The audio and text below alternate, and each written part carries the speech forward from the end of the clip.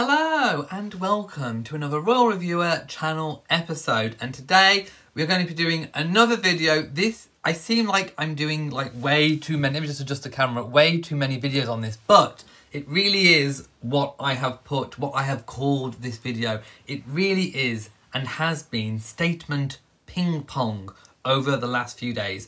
So yesterday I made two videos of Prince Andrew's statement, the request about Prince Andrew. Then I followed that up when Prince Andrew released his statement via his legal team, and then I will kick off from where I left off yesterday, where I said that the ball was very, very much firmly now in the court of the US legal team, and sure enough, they responded. In fact, they responded really, really, really promptly. So I'm going to start by reading that statement, and then we'll just have a little bit of a discussion about it as well. But I would like to say also that this comes on the eve of Prince Philip, the Duke of Edinburgh's, Prince Andrew's father's 99th birthday. So we'll talk about that later as well too. So this is the statement in full from the US Attorney Jeffrey S. Berman in response to lawyers representing Prince Andrew.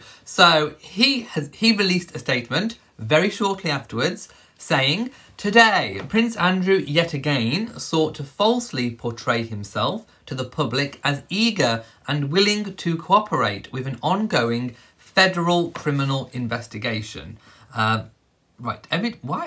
Every time I zoom in, I get an advert pop up and it blocks my screen. Into sex trafficking and related offences committed by Jeffrey Epstein and his associates, even though the Prince has not given an interview to federal authorities, has repeatedly declined our request to schedule such an interview, and nearly 4 months ago informed us unequivocally through the very same counsel who issued today's release that he would not come in for such an interview. If Prince Andrew is in fact serious about cooperating with the ongoing federal investigation, our doors remain open and we await word of when we should expect him. So there we have, at the moment, the final, what I believe to be the final statement. In yesterday's Prince Andrew statement, his legal team said that they would not comment further because of confidentiality rules and regulations.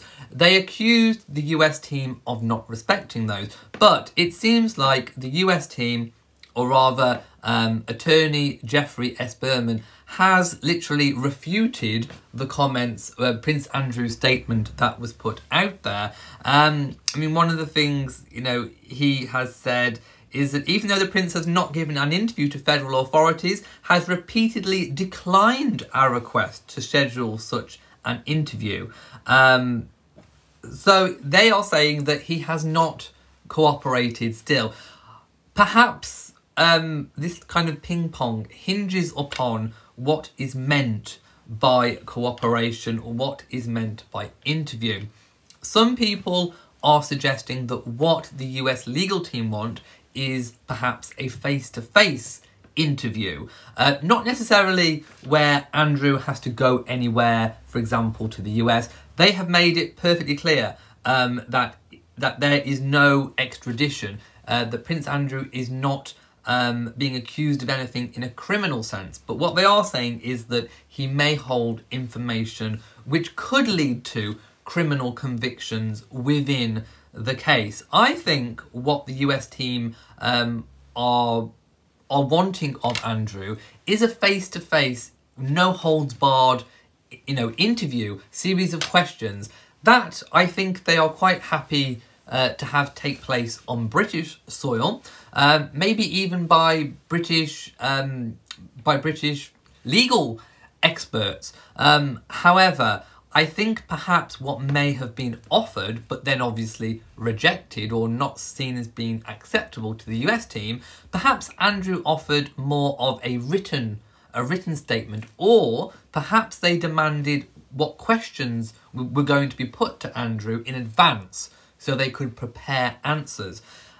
Either way, we don't know what was actually proposed. We don't know exactly what the US side requested of Andrew. We do not know exactly what Andrew put on the other side to the US team. We don't even know if he did put anything. We're only going by what his legal team said. However, like I said in yesterday's video, they would be pretty unwise to make such a public statement that they knew would be seen by everybody around the world if they couldn't back up what they were saying. But like I said, I think it all hinges upon what was requested and then what was offered. Obviously, there has been a mismatch, and either side has rejected what the other one wants. So I'm going to just go to the questions at the moment and see what people obviously are making of that statement. Karen says the US Department of Justice will play this game in the public for only so long. The Prince needs to talk to them sooner or later. I mean, it's obviously, this case is moving on, and it's not going to go away. I think if Prince Andrew's legal team or Prince Andrew himself has any notion that it's going to go away, it's definitely not going to go away. It's only going to pick up pace. So yeah, I think, if you can help, if you have some kind of information that could help with an investigation, then perhaps you should prefer that to them. Now, obviously, Prince Andrew's lawyers are saying that he has. But like I say, I think what this kind of ping-pong hinges on is what was requested and then what was offered back in return.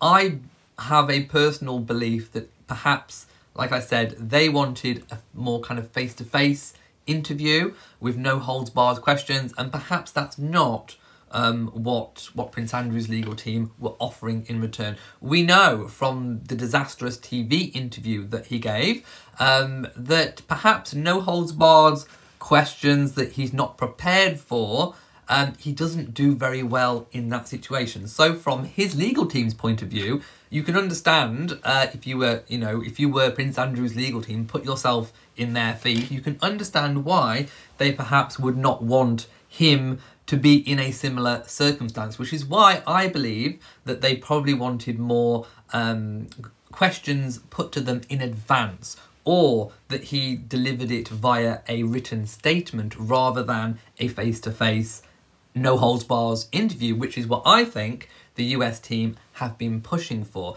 That's my opinion, and that is also what a lot of people are talking about as well. Like I say, we do not know what was requested and then what was offered back in return. Right, I'm going to go and just read a little bit more kind of from the article that I have before me. The BBC's royal editor, Nicholas Witchell, who is very knowledgeable of these kinds of I don't know what to call it. He's been around a long time, so he has quite a good in-depth knowledge of what's going on. He has said that the discrepancy may lie in the nature of Andrew's offer, which is pretty much what I've just said, with the Duke proposing to give written evidence, but unwilling to face unlimited verbal questions. The Prince's lawyers said yesterday that Andrew was offering to provide a witness statement, while US Attorney Geoffrey Berman made it clear he was seeking an interview. We don't know if that is true or not. Andrew's last verbal interview on the subject, as I said, was in that BBC Newsnight interview with Emily Maitlis, which was widely seen as a PR disaster and led to his resignation from public life just days later. And I would also like to say, although technically he volunteered to step back, it was after patronages and charities had questioned his patronage of their charities, of their organisations. He didn't really have much choice. I feel like from behind the scenes he may well have been pushed, but the official line was that he stepped back. Anyway, the US Department of Justice submitted a formal request to interview Andrew, as we know, but Attorney General William Barr did say last night that extradition was not on the table. And of course, Prince Andrew denies any wrongdoing in previous statements that have come before, and says he never witnessed or suspected Epstein's sex crimes. And the Prince's camp said that he is not a target of the US probe. Speaking this morning on BBC Breakfast, Nicholas Witchell said that Andrew's specialist team of lawyers would be attempting to control the process by limiting the scope of the US investigation. He said, "I think we may reasonably assume that the US attorney wants a face-to-face meeting here in the UK in which he could ask him face-to-face unlimited array of questions." Well, like I said, we have to think back to the disastrous Newsnight interview to see how he performs in that situation. So he continues, he thinks it's reasonable to suppose that his specialist British lawyers are attempting to control the process. They may also be insisting, please send your questions in writing and then we will respond. We do not know what the offer was. Andrew resigned from public duties, as we know, in the wake of that disastrous Newsnight interview. Of course, he was widely criticised for failing to show any empathy towards any of Epstein's alleged victims, and many of his explanations attracted ridicule, such as the sweating and the Pizza Hut in Woking.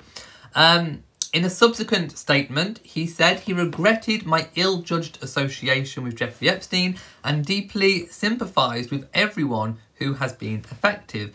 He did say, of course, I am willing to help any appropriate law enforcement agency with their investigations if required. He said that in the interview, but he also put a caveat on that. He did say, on the advice of his legal team. So he did put that caveat on there. And I do think a lot of people have forgot that he did actually put that caveat on there. So there we go. Yeah, I mean, it's all heating up. It is most definitely all heating up. And I think we may now have seen the end of the ping pong, because in yesterday's statement, Andrew did say, via his lawyers, that they would not be responding further on this, that is the only statement. There we go.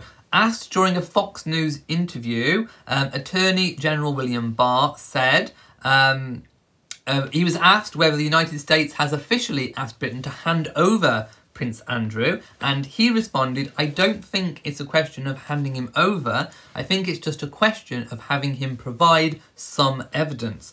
Asked if Prince Andrew would be extradited, Barr said no. So he has categorically said that Andrew is not being required to be extradited, and that the UK has not been asked to hand him over. That is important to remember. I really do think at this stage it is all about helping and offering whatever knowledge that Prince Andrew does know or doesn't know. I mean, the only way they're going to find that out is through questioning, or some kind of statement or whatever it might be. So no, he has not been requested to be extradited or handed over. So yeah, I mean, at the moment, like I say, I think it all hinges on what was required of Andrew by the US and then what was offered back in return. Either way, it's not been acceptable to either party. Gail says, a large % of the answer in a statement is what you get from the body language, which is lost in a written statement. I can agree with that. Not necessarily in the answers, which can give rise to follow-up questions. Yeah, and I think that is what, the issue may well be. Kelly Vernon says, it's so sad that the Queen is at an old age and still has children with so many problems. Still, we all have problems at any age, but not all of our problems are blown up into the public eye, and not all of our problems are on this scale. This is a big scale. And obviously a very, very serious incident, which is why it has drawn all of the attention and all of the criticism, rightly so, that it has. Cheryl says, what's going on with Buckingham Palace? The crest has been taken off the gates and the Queen's Guard's gone.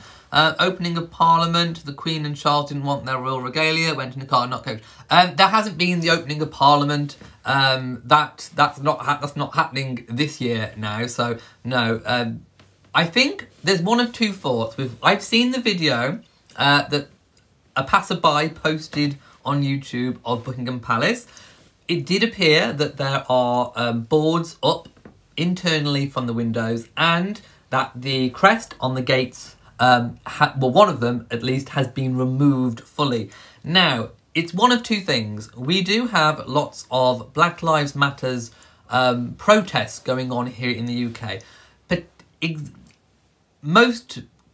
I think one train of thought is that perhaps vandalism may take hold. We have had the forcible removal of statues here in the UK of former slave traders. People have forcibly taken down the statues. One statue of a slaver was actually thrown into the river. One train of thought is that perhaps the palace may be protecting itself from being vandalised. However, there is another train of thought, and this is the one that I am probably more leaning towards, and that is that the palace is undergoing a 10-year extensive renovation. We knew from a few months back, in fact almost going back maybe 6, 7, 8 months ago, that where they are working at the moment is on the front facade of Buckingham Palace.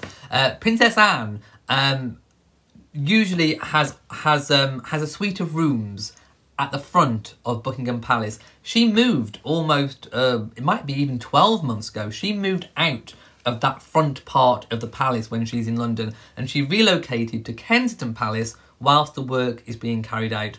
So the other train of thought is that it's just renovation work going on. Perhaps the curtains had to be taken down and there's all kind of work going on, maybe replastering, there's lots of rewiring, resurfacing works being carried out. Also, the crest on the gates may have been taken down to be renovated. You know, so there's two trains of thoughts. One train of thought is that it's to protect it from being vandalised, and the other train of thought is that there is work going on, and we know that there is actually work going on that front facade at the moment. So, but we do not have any official answer on that. I haven't seen any public statement as to why. Oh, Canadian Empress says the unicorn crest had been damaged by a lorry late last year and therefore it was taken off for repair. I didn't know. I did not know that it was damaged by a lorry, so I will check that out later. Right, now there was also something else I wanted to talk about before I leave you all for a peaceful evening. Tomorrow is the Duke of Edinburgh, Prince Philip's 99th birthday. Obviously next year is the big 100, so there's been lots of talk about how the Queen and Prince Philip are going to be celebrating his birthday. The Duke of Edinburgh Princess Anne is a chip off his shoulder. The no-nonsense, no-fuss Princess Anne is exactly the same as her father. Prince Philip is no-nonsense, no-fuss. He doesn't like a fuss. He doesn't like a fuss of birthdays. He only celebrates them if he has to, if it's a really big birthday. So I think he will be quite pleased that the Queen and himself are in seclusion at Windsor Castle with only a small team. I mean, obviously, I think he'll be missing family at this time. I'm sure he'd like to have his family around him, but he doesn't like a big public fuss. So I think he'll be quite happy secretly to be able to spend it privately with the Queen, having nice meals together, maybe going for a walk in the park. There's talk that he'll be doing lots of video calls with his family, which may also include, Harry, Meghan and Archie, as long as they can get all the times right because of all the time differences. William and Catherine and the children in Anma, Charles up at Balmoral at Burkle. So it's expected that, everybody will be kind of telephone calling and video conferencing in. So I wish the Duke of Edinburgh a really, really happy 99th birthday. and he's not getting out of the 100 of the big 100 celebrations, because apparently behind the scenes, all being well with coronavirus, that there are probably going to be some bigger scale celebrations for his 100th birthday. So I don't think even Prince Philip can dismiss 100 as nothing. So yes, I wish Prince Philip a very, very happy birthday. A little bit of updated news as well on the kind of stripped back, revised Queen's Birthday Parade, official birthday parade trooping the colour. Now, it was the Welsh Guards have confirmed that they will perform for the Queen's birthday, obviously in a more stripped back way. The Queen is expected to have a smaller version of Trooping the Colour within the quadrangle of Windsor Castle. Now, the last I heard, the BBC was going to broadcast this, so I think we'll all get to see, but it won't have any crowds, it won't have any observers. The only people observing will be those in the castle from their windows, from inside. So the Queen is still expected to enjoy a birthday parade, the most different one that she has ever seen in her reign, but nevertheless it will still go ahead, and I really, really hope that the rumours are true and that it will be broadcast on the BBC, because it will be very different, it will be very historic, and I really can't wait to see Trooping the Colour done in a very, very different way. It's been the same pretty much with just minor adjustments over the years, for a long way back. So it will be quite exciting to see something different, even if it's not what was intended pre-COVID. So yes, I am kind of looking forward to that, really. So let's just hope that it is actually televised. Right, I am going to go now. I've already had my dinner, so I'm going to sit down and relax and enjoy my evening. I may even have a little touch of ice cream, I don't know. Low-calorie ice cream, for those of you who know that I am watching what I'm eating these days. So, if you've enjoyed this video, please give it a big old thumbs up. Don't forget to share on social media, and also hit the bell so that you know whenever I upload a new video. Oh, by the way, wait. I have enough members now, channel members, to add one more emoji. So, I'm stuck. What emoji do you want me to add? By the way, I need another 16 to add more emojis, but I can now add one more emoji. I've reached the threshold that YouTube set. So, what would you like that one emoji to be? Leave a comment on the comments of the video, because I won't be able to see the live chat replay as well as what I can read a comment. So, from me in Shropshire, mwah to you all, and goodbye.